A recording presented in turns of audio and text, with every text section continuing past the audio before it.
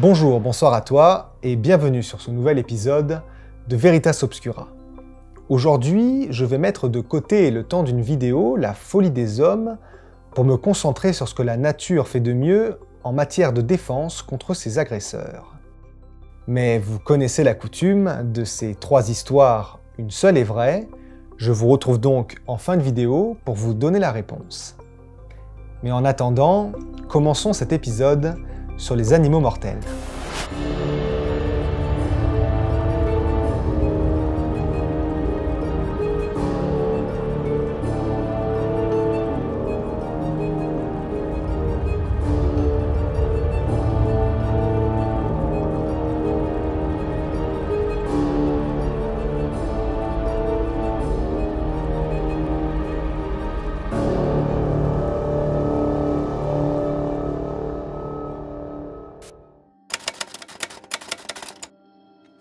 De jeunes étudiants anthropologues, Dennis Berkman et Jonathan Preston, se sont embarqués au début des années 2000 dans le cadre d'une fin de thèse sur les coutumes de peuples autochtones en Amérique du Sud pour y rencontrer les Piripkura et étudier leurs coutumes ainsi que la faune et la flore de la forêt amazonienne. Ce qu'ils ne savent pas encore, c'est qu'ils garderont une trace dans leur mémoire de ce voyage en Amazonie. Ces 2 étudiants, originaires de l'Oregon, sont en fin de cursus d'anthropologie à l'université de Eugene.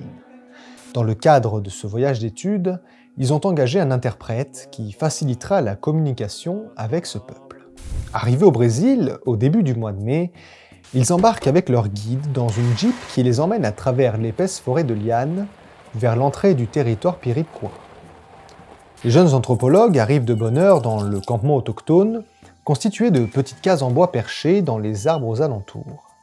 Ce peuple est composé d'une 50aine d'individus simplement vêtus d'un pagne. Grâce au contact avec la société moderne, ils connaissent un peu le portugais et sont capables de converser avec l'interprète qui traduit pour les jeunes hommes. Ils passent la journée à observer le fonctionnement de cette tribu aux méthodes ancestrales. La nuit s'invitant sur le camp, les Piripkura allument un grand feu et invitent leurs visiteurs à se joindre à eux pour partager un repas après une longue journée riche en enseignements. À la tombée de la nuit, on fait part aux 2 jeunes hommes de la tenue d'un rituel qui leur est consacré. Un grand feu de joie est lancé, des autochtones richement vêtus dansent autour de celui-ci. Au même moment, les Piripkura se font passer de main à main une sorte d'animal qu'ils lèchent avant de le passer aux voisins. Intrigués, Denis et Jonathan se voient remettre une grenouille, une Buffo melaconus, un superbe spécimen à la peau bleue et jaune, pas plus gros que la main. On les empresse de lécher le dos de la grenouille avant de la passer aux voisins. Pris au dépourvu, ils s'exécutent. Le rituel fini, ils continuent de regarder leurs hôtes danser autour du feu jusqu'à ce que ceux-ci s'évaporent en fumée. Ils peinent alors à lever leurs bras qui semblent aussi lourds que des montagnes. Ils voient sortir de toutes parts des formes faites de fumée qui leur tournent autour et entendent des voix dans leur tête leur marmonner des mots incompréhensibles. Dennis manque de se tuer en se levant trop vite pour s'approcher du brasier et tombe dedans. Des membres de la tribu l'éloignent rapidement du feu, il reste inerte au sol, les yeux grands ouverts, en plein délire. Vous l'aurez largement deviné, cette grenouille, la Buffo melaconus, est une espèce endémique qui se défend grâce à un mucus qui recouvre sa peau et qui, à son contact, provoque à l'agresseur des symptômes très handicapants. Chez l'homme, la molécule de bufotoxine est un puissant hallucinogène qui provoque bradycardie, sensation d'irréalité et hallucinations auditives et visuelles. Jusque-là, rien d'exceptionnel, hormis peut-être que nos jeunes anthropologistes, qui n'avaient aucune accoutumance à cette toxine, à l'inverse des Piripkura, ont eu des effets d'hallucination pendant presque 3 jours. Ils ont été rapatriés d'urgence aux États-Unis où un antidote leur a été administré pour atténuer les symptômes. De retour à l'université, ils finiront par obtenir leur thèse grâce, entre autres, à leur expérience hallucinante lors d'une soirée autour d'un feu de camp chez les Piripkura.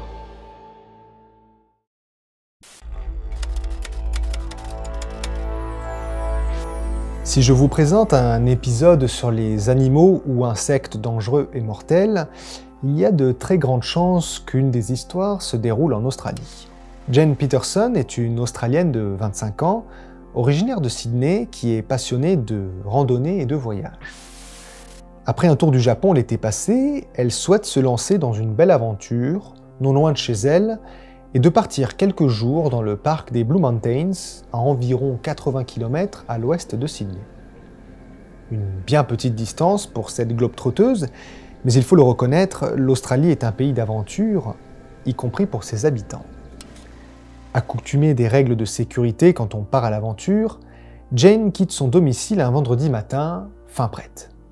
Sac de randonnée sur le dos, bâton de marche et souliers de sécurité, elle gravit les sentiers avec aisance, prenant des photos de magnifiques paysages australiens. Le soir s'approchant, elle installe son campement près d'un refuge de randonneurs. Au petit matin, elle continue sa randonnée, escaladant de petits pics abrupts, se hissant vers de plus hauts sommets. Malheureusement, alors sur un chemin escarpé, Jane prend un mauvais appui, glisse sur un caillou et tombe en contrebas, dévalant une longue pente, et elle finit un peu plus loin, inconsciente. À son réveil, elle fait une effroyable découverte. Elle est tombée directement dans un nid d'Hadronyche virsuta, une espèce d'araignée entonnoir, venimeuse pour l'homme et qui prolifère dans les parcs d'Australie du Sud-Est. Pire encore, elle semble s'être fait mordre par au moins 2 d'entre elles. Malheureusement, Jane est inconsciente depuis au moins 10 minutes et le venin a bien agi. En effet, les symptômes d'une morsure d'araignée entonnoir peuvent provoquer des fièvres, douleurs, mal de tête, mais elle peut aussi provoquer une nécrose cutanée. Manque de chance pour Jane, en plus de voir sa peau fortement rougie et ses jambes paralysées, elle est aussi allergique au venin. Elle sort de son sac l'anti-venin qu'elle avait avec elle, mais il n'agit plus, la morsure s'étant produite depuis assez longtemps pour s'être répandue dans tout le système. Elle appelle rapidement les secours qui se dépêchent d'agir. Au téléphone, la standardiste évalue la gravité de la situation. Jane est en plein choc anaphylactique et ne peut même plus se déplacer. Le pronostic vital est engagé quand la standardiste n'obtient plus de réponse de la jeune femme. Les secours arrivent rapidement par hélicoptère sur le lieu indiqué plus tôt par Jane avant qu'elle ne s'effondre. Elle fut hospitalisée à temps, 30 minutes de plus, et son choc anaphylactique l'aurait tuée. Jane est aujourd'hui en bonne santé, mais ne retourne plus en randonnée sans amis et sans seringue d'adrénaline.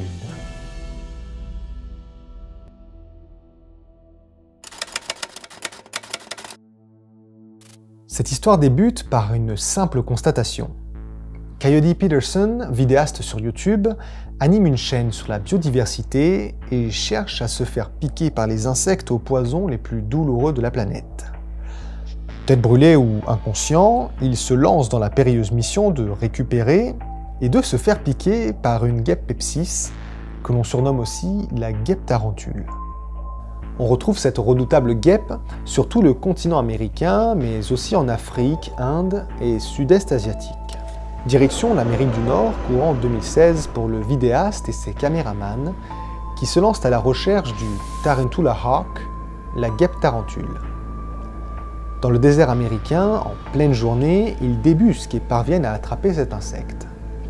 Considéré comme la plus grande guêpe de toutes les espèces, dépassant parfois les 5 cm, cet insecte se pare d'une robe noire assermentée de magnifiques ailes marron ou bleues.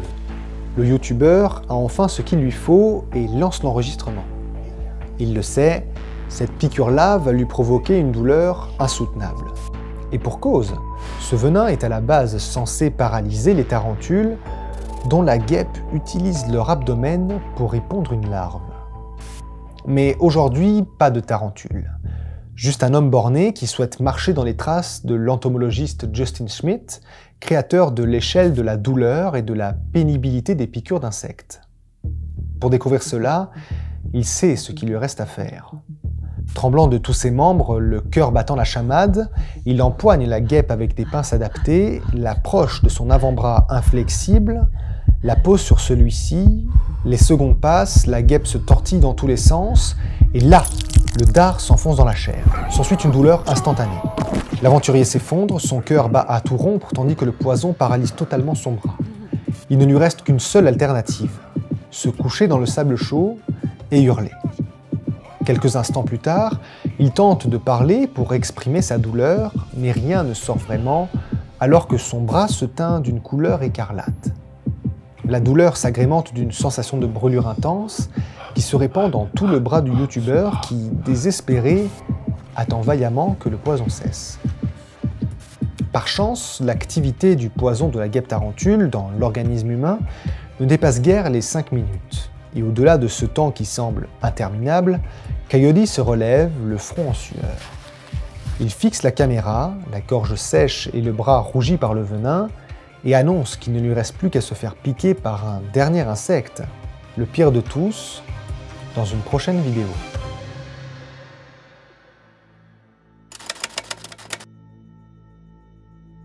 Nous voici donc dans la conclusion de cette vidéo. J'espère que l'épisode vous a plu. À l'avenir, j'aimerais vous proposer aussi d'autres thèmes un peu plus ouverts que les meurtres et vous faire des vidéos sur les lieux hantés, les animaux étranges et autres curiosités. Mais avant de vous donner la bonne réponse, vous le savez, j'aimerais vous demander de vous abonner à la chaîne, liker la vidéo et laisser un petit commentaire. Je sais que c'est beaucoup vous demander, mais ça aide énormément pour le référencement sur YouTube. Bref, quelle est donc la véritable histoire de cet épisode? La véritable histoire est celle d'un homme extrêmement courageux. Je veux bien évidemment parler de Coyote Peterson de la chaîne Brave Wilderness. En effet, notre YouTuber est un grand amoureux de la nature et des animaux. Lors d'une des séries de sa chaîne YouTube, il a effectivement décidé de se faire piquer par les insectes aux venins les plus douloureux de la planète. Notre guêpe Pepsis se fait classer 2e de ce référencement. Et quelques semaines plus tard, il s'est effectivement fait piquer par la reine, la numéro 1. Il s'agit de la bullet ant, la fourmi pistolet. Et comme son nom l'indique, la douleur de ce venin s'apparente à un coup de feu. Bref, voici la fin de cette vidéo. J'ai déjà hâte de vous retrouver lors du prochain épisode, mais en attendant, il ne me reste plus qu'à vous dire que la vérité peut parfois être plus sombre que le mensonge. À bientôt.